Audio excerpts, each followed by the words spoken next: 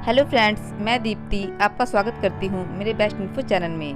Friends, आज मैं आपको इसरो के दो जरूरी महत्वपूर्ण मिशन के बारे में डिटेल में बताऊंगी, जिसमें चंद्रयान 3 और गगनयान मिशन शामिल है।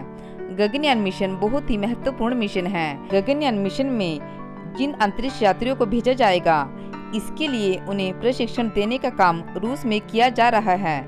भारत के इन चारों जाबाजों के बारे में मैं आपको डिटेल में बताऊंगी। इसरो के ये चारों लोग कितने मेहनती और दृढ़ निश्चयी हैं, इसके बारे में आज मैं आपको विस्तार में बताऊंगी।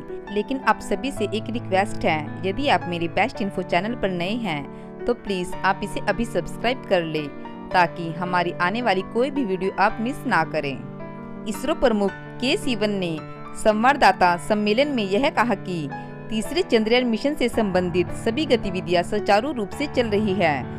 उन्होंने कहा कि इसमें पहले की तरह लैंडर, रोवर और एक प्रोपल्शन मॉड्यूल होगा। उन्होंने कहा कि चंद्रयान 3 का प्रक्षेपण अगले साल तक किया जा सकता है। के सिवन ने कहा कि चंद्रयान 3 और मिशन गगनयान दोनों का काम एक साथ चल रहा है।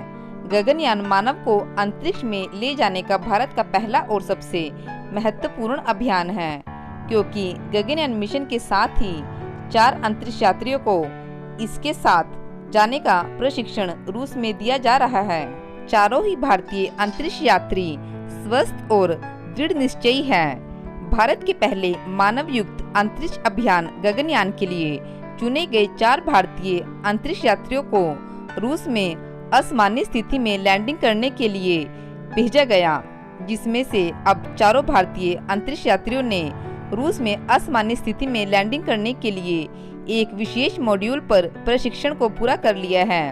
रूस की अंतरिक्ष एजेंसी रोसकोस्मोस ने इसकी जानकारी दी। ग्लावकोस्मोस ने कहा कि भारतीय अंतरिक्ष यात्रियों ने विशेष मॉड्यूल लैंडिंग के लिए सर्दियों में जंगली और दलदली क्षेत्रों में प्रशिक्षण को प्राप्त किया और इसी साल यानी फरवरी 2020 में यह पूरा कर लिया था। पानी की सतह पर रहने के लिए अभ्यास को जून 2020 में पूरा कर लिया गया था।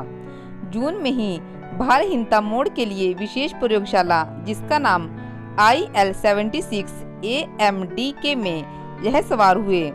इस पर विभिन्न दुर्गम स्थितियों में लैंडिंग करने वाले मॉड्यूल के बारे में प्रशिक्षण दिया गया, जिसे उन्होंने जुलाई में पूरा कर लिया। आपको बता दें कि इसरो मानव युक्त अंतरिक्ष अभियान गगनयान को 2022 में लॉन्च करने की योजना पर काम कर रहा है। अंतरिक्ष कार्यक्रम को लेकर रूस के साथ भारत का समझौता पुराना है, लेकिन भारत के चंद्रयान 2 के कार्यक्रम को तब झटका लगा था जब रूस ने इसके लिए लैंडर बनाने से मना कर दिया था।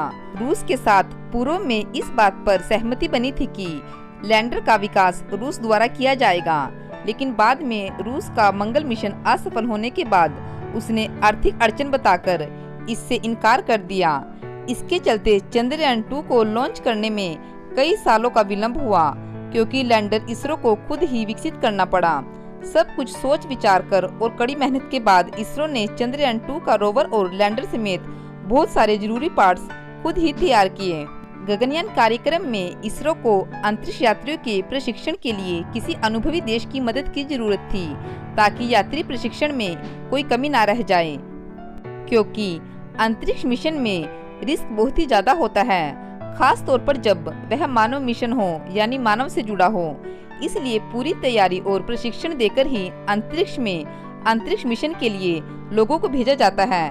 दरअसल 3 ही देश ऐसे हैं जिन्हें अंतरिक्ष में मानव को भेजने का अनुभव है और जिनके पास प्रशिक्षण की सुविधाएं हैं। इनमें रूस, अमेरिका और चीन शामिल हैं, क्योंकि अगर रूस मदद नहीं करता तो फिर अमेरिका से मदद लेने की कोशिश की जाती।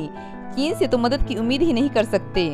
रूस की अंतरिक्ष एजेंसी रोसकोस्मो की मदद से अब इसरो अपने चारों अंतरिक्ष यात्रियों को प्रशिक्षित कर सकेगा।